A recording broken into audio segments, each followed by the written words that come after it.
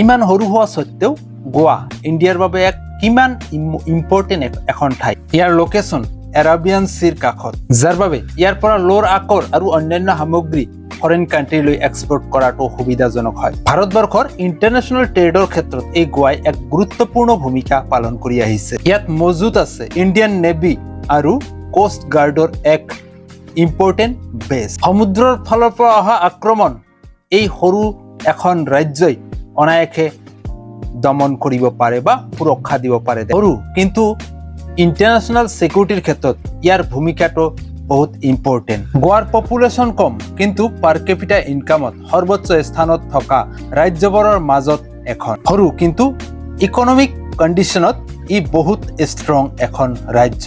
ইয়াৰ tourism, trade, defence আৰু economy এই চাৰিটা বস্তু ভাৰতৰ কাৰণে বিশেষ গুৰুত্বপূৰ্ণ ভূমিকা পালন কৰে।